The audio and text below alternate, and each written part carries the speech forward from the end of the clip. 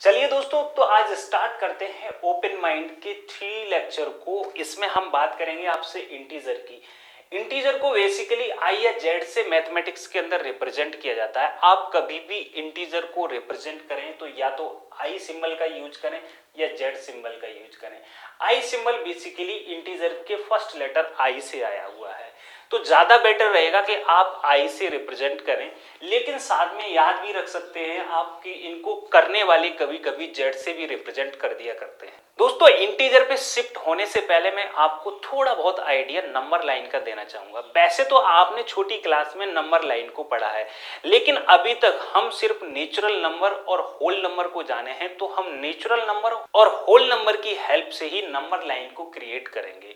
तो यहाँ पे देखिए कि मैं एक लाइन इस तरह से ड्रॉ कर लेता हूँ। ड्रॉ करने के बाद होल नंबर को इस लाइन पे रिप्रेजेंट करता हूँ। यहाँ पे अभी आपको सिर्फ एक बात नोट करने की जरूरत है, 0 के बाद 1 है, 1 के बाद 2 है। इसमें आप नोट करिए इस बात को कि 0 और 1 के बीच का जो डिस्टेंस है वही सेम डिस्टेंस 1 और 2 के बीच का है, वही सेम डिस्टेंस 2 और 3 के बीच का है। अगर ऑब्जर्वर 0 से चलना स्टार्ट करता है और 1 पे पहुंचता है, और 1 से चलना स्टार्ट करता है और 2 पे पहुंचता है, अगर ये ऑब्जर्वर नंबर लाइन पे मूव करना चाहे तो ये इस वाली डायरेक्शन में मूव कर जाएगा। दूसरी बात आपने यहाँ से ये समझी कि ये जो डिस्टेंस है ये वाली, ये सेम है इस वाली डिस्टेंस के, यानी कि 0 और 1 के बीच का जो डिस्टेंस है और 1 और 2 के बीच का जो डिस्टेंस है वो इक्वल है। इसका मतलब सर आप ये कहना चाहते हैं 0 और 1 या 1 और 2, कल को 3 और 4 के बीच का जो डिस्टेंस है वो इक्वल है। हाँ जी, यानी कि अगर ये ऑब्जर्वर नंबर लाइन पे मूव करेगा तो ये कहां तक पहुंचेगा। आप ये समझिए कि हम उतनी ही डिस्टेंस प्लस करते चले जाएंगे और नंबर लाइन आगे की तरफ मूव करती चली जाएगी। यहां से आप एक आइडिया लगा सकते हैं कि इतनी डिस्टेंस को ही हमें मूव कराना है, और ऐसे मूव करते रहेंगे तो हम कहां तक पहुंचेंगे, इनफाइनाइट। इनफाइनाइट क्या होता है मैंने पिछले लेक्चर में डिस्कस कर दिया है। इसके अलावा अब आपके दिमाग में ये सवाल आना चाहिए कि ये ऑब्जर्वर अभी इस डायरेक्शन में मूव कर रहा है, कल को अगर ये इस डायरेक्शन में मूव कर जाए और सेम डिस्टेंस मूव कर जाए तो फिर उसको क्या मिलेगा। तो चलिए, अगर ऑब्जर्वर इस डायरेक्शन में मूव कर जाता है 1 यूनिट, तो यहाँ पे भी उसको 1 मिलेगा। अगर इसके नेक्स्ट भी मूव करता है तो फिर यहाँ पे उसको 2 मिलेगा। यही तरीका है कि भाई अगर आप अभी डिस्टेंस पे फोकस करिए, अगर ऑब्जर्वर हमारे राइट साइड में मूव हुआ तब भी उसको 1 मिला, अगर हमारे लेफ्ट साइड में मूव करेगा तब भी उसको 1 मिलेगा, बशर्ते वो 1 यूनिट डिस्टेंस मूव करना चाहिए। अब यहाँ पे दोस्तों सवाल आता है हमारे दिमाग में, अगर मैं ऑब्जर्वर को बोलूं कि आप 1 यूनिट मूव कर जाइए, तो ऑब्जर्वर 1 यूनिट मूव कर गया और ऑब्जर्वर मान लीजिए यहाँ पे आ गया, और हमारा जो आंसर बना कि भाई 1 यूनिट मूव करके ऑब्जर्वर यहाँ पे आ गया। अगेन किसी दूसरे आदमी ने ऑब्जर्वर को बोला कि आप 1 यूनिट नंबर लाइन पे मूव कर जाइए। इस केस में ऑब्जर्वर इस डायरेक्शन में मूव कर गया और यहाँ पे आ गया और हमें आंसर मिला 1। दोनों ही केस में ऑब्जर्वर डिफरेंट डायरेक्शन में मूव किया है, लेकिन हमें आंसर मिल रहा है 1। इसका मतलब 1 के साथ हमें डायरेक्शन को भी स्पेसिफाई करना था, तो हमें यहाँ पे लिखना चाहिए कि 1 मूव किया है राइट में और 1 मूव किया है लेफ्ट में। अब अगर ऑब्जर्वर से बोलूं कि आप 3 यूनिट मूव कर जाइए, तो कल को ऑब्जर्वर 3 यूनिट मूव करेगा मान लो यहाँ पे, तो आपको लिखना पड़ेगा कि 3 यूनिट राइट में मूव किया है। लेकिन अगर कल को ऑब्जर्वर इस वाली डायरेक्शन में मूव कर गया तो आपको लिखना पड़ेगा कि 3 यूनिट मूव किया है लेफ्ट में। इसका मतलब यह है कि ऑब्जर्वर जो मूव कर रहा था 2D प्लेन में, तो हमें लेफ्ट और राइट भी बताना पड़ रहा है, वरना हमारा आंसर कैसा हो जा रहा था, सेम हो जा रहा था कि भाई अगर 1 मूव कराए इधर मूव करा, 1 मूव कराए इधर मूव करा, दोनों ही सेम थे। इसका मतलब यहां से लोगों के दिमाग में आइडिया आया होगा कि और ये जो राइट लेफ्ट का लफड़ा है इसको खत्म कर देते हैं। इसलिए सोचने वाले ने इस डायरेक्शन को पॉजिटिव सोच लिया और इस डायरेक्शन को नेगेटिव सोच लिया। तो इस तरह से प्लस और माइनस डायरेक्शन का इन्वेंशन हुआ होगा आई थिंक, मेरे हिसाब से। इसीलिए जीरो के जो राइट में नंबर्स थे उनको पॉजिटिव नंबर बोला जाता है और जीरो के लेफ्ट में जो नंबर्स थे उनको नेगेटिव नंबर्स बोला जाता है। अब हम यहाँ पे नेगेटिव का साइन लगा देते हैं जिससे कि हम स्पेसिफाई कर पाएंगे ऑब्जर्वर किस डायरेक्शन में मूव हुआ है। अब आप नंबर लाइन पे जिन नंबर्स को देख रहे हो ये सारे के सारे नंबर्स अभी तक जो मैंने लिखे हैं वो सारे के सारे इंटीजर हैं लेकिन इस तरह से आप इंटीजर को मत याद रखिएगा। इंटीजर क्या होता है इसके लिए मैं आपको एक लाइन बता देना चाहता हूं कि अगर दुनिया का कोई भी नंबर है जिसमें पॉइंट के बाद कोई स्पेसिफिक वैल्यू नहीं है, जैसे फॉर एग्जांपल मान लीजिएगा, इंटीजर को समझने के लिए मैं एग्जांपल ले लेता हूं 25.67। मैं आपको बता देना चाहता हूं कि ये जो नंबर है इसमें अगर पॉइंट आ रहा है और पॉइंट के बाद कोई वैल्यू जा रही है, दैट इज नॉट इंटीजर। इसके अलावा कल को आपको अगर ये दिखता है कि 25.00 पॉइंट के बाद 00 की कोई वैल्यू नहीं होती है, कोई सिग्निफिकेंट नहीं होता है, तो आप इस नंबर को 25 राइट कर सकते हैं। इसका मतलब पॉइंट के बाद इसमें कोई भी स्पेसिफिक वैल्यू नहीं है, इसलिए हम इसको इंटीजर बोल सकते हैं। यानी कि आप इस चीज को समझ सकते हैं कि दुनिया के वो सारे नंबर इंटीजर हैं जिनमें पॉइंट के बाद कोई भी वैल्यूज नहीं है। अब दोस्तों आप नंबर लाइन को देखिए, नंबर लाइन पे जब आप देखेंगे कि 0 और 1 के बीच जो भी नंबर्स हैं उनको अभी एक्सक्लूड कर देते हैं। कभी कभी क्वेश्चन पूछ लिया जाता है कि 0 और 1 के बीच में कितने नंबर्स हैं, तो 0 और 1 के बीच में अगर आप देखने निकलोगे तो आपको इनफाइनाइट नंबर मिल जाएंगे, लेकिन आपको अभी इन इनफाइनाइट नंबर के बारे में नहीं सोचना है, आपको सोचना है इंटीजर के बारे में। इंटीजर 0, 0 के बाद 1, 1 के बाद 2, 3, इस तरह से जो नंबर्स 1 प्लस करके आने लग रहे हैं दैट इज इंटीजर। अगर मैं 0 में 1 प्लस करूं और हमें जो नंबर मिलेगा वो इंटीजर मिलेगा, अगर मैं 1 में 1 प्लस करूं और जो नंबर मिलेगा वो हमें इंटीजर मिलेगा। कल को इस नंबर में मैं 1 प्लस करूं तो जो हमें मिलेगा वो इंटीजर मिलेगा। इसका मतलब आप इंटीजर को कैसे फाइंड कर सकते हो, अगर आपको फोर्थ का नेक्स्ट इंटीजर फाइंड करना है तो आप फोर्थ में 1 प्लस कर दो तो आपको नेक्स्ट इंटीजर मिल जाएगा।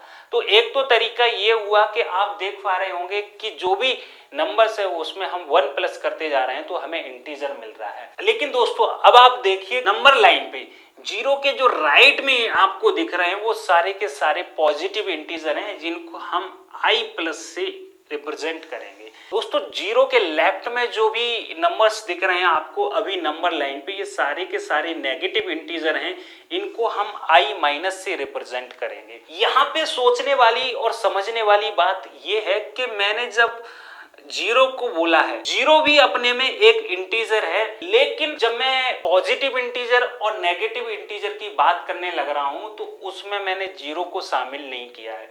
एक्चुअली 0 के बारे में मैं आपको बता दूं, 0 ना तो पॉजिटिव होता है ना ही नेगेटिव होता है। तो अगर आप इस चीज को याद करके घूमेंगे कि 0 is neither positive nor negative, तो हो सकता है कि फ्यूचर में आप कभी भूल जाएं।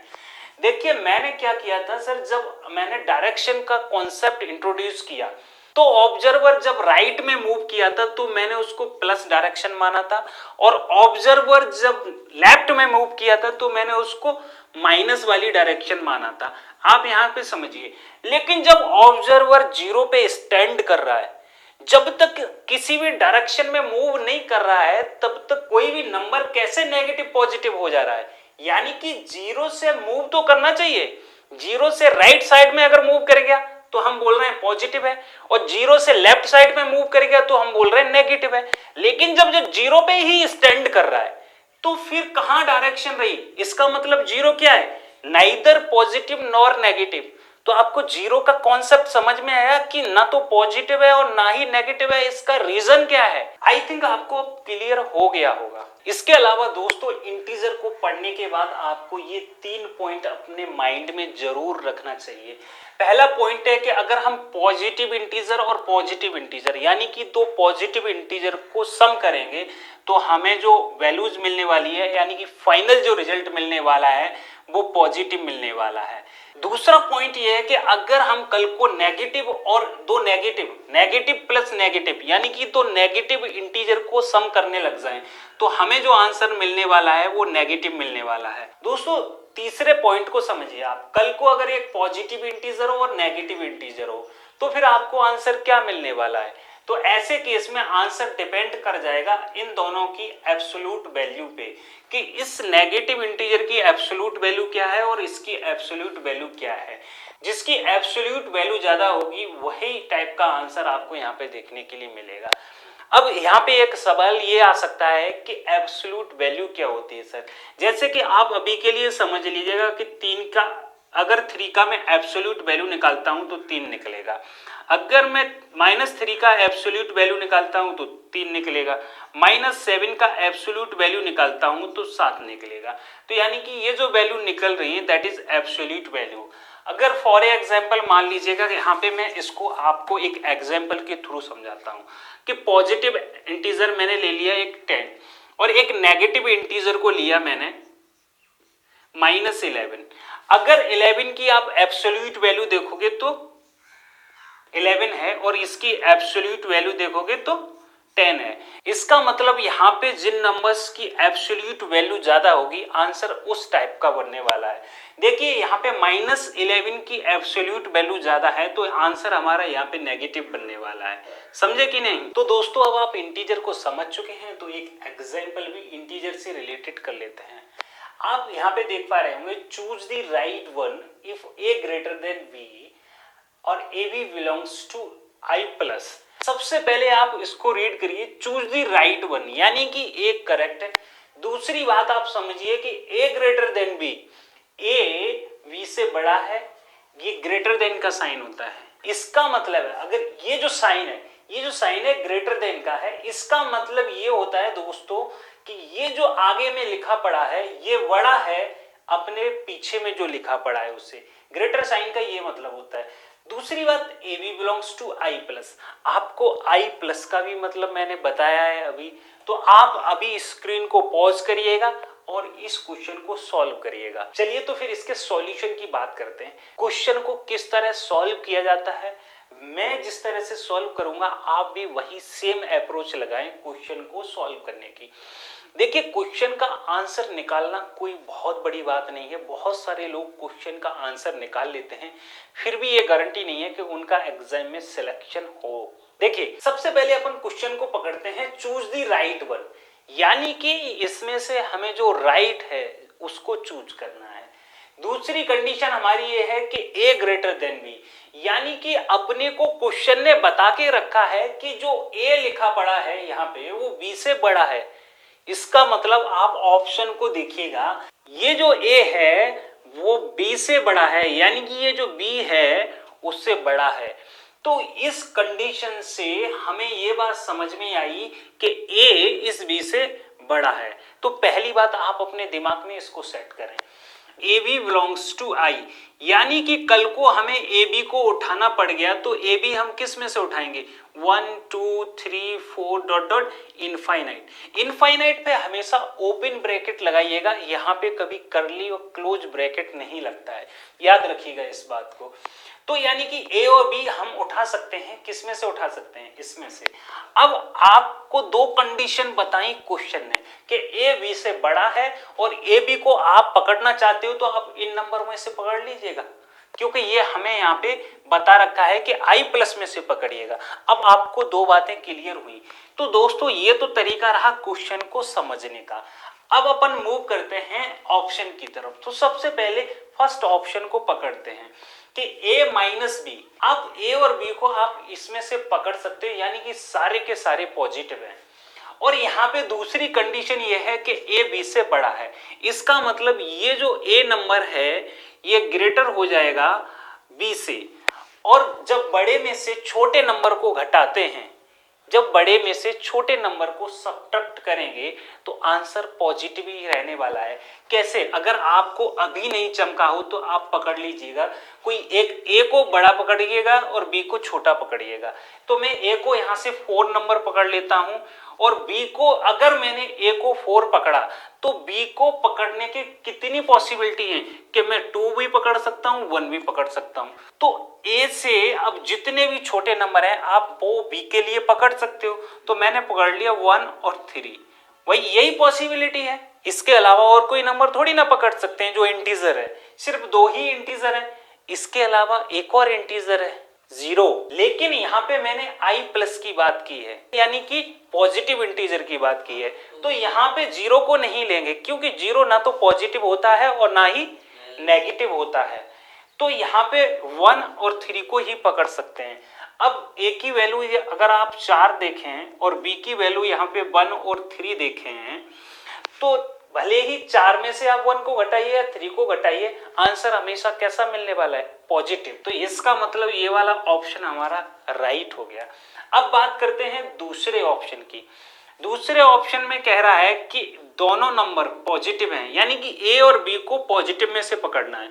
तो ए और बी पॉजिटिव नंबर पकड़ लिए, तो दो पॉजिटिव का जब सम करेंगे तो आंसर क्या मिलने वाला है? पॉजिटिव। लेकिन ये क्या कहने लग रहा है कि ये जो है वो 0 से छोटा, 0 से छोटा मतलब नेगेटिव। तो क्या हमारा आंसर कभी नेगेटिव आएगा? नहीं आएगा। तो ये तो रॉन्ग हो गया। इसके अलावा ए बी का मल्टीपल 0, क्या कभी भी दो पॉजिटिव इंटीजर का मल्टीपल कर लो तो 0 हो सकता है क्या? कभी नहीं होगा भाई। कोई भी दुनिया के कोई भी पॉजिटिव नंबर आप दो पकड़ लीजिएगा, अगर उसका मल्टीप्लिकेशन करेंगे तो आपको पॉजिटिव नंबर ही मिलेगा, 0 तो कभी मिल ही नहीं सकता। इसका मतलब ये नन ऑफ दिस, ये भी गलत हो गया। तो आपको इंटीजर से रिलेटेड क्वेश्चन समझ में आया होगा कि इंटीजर से रिलेटेड क्वेश्चन किस तरह से सॉर्ट आउट किए जाएंगे।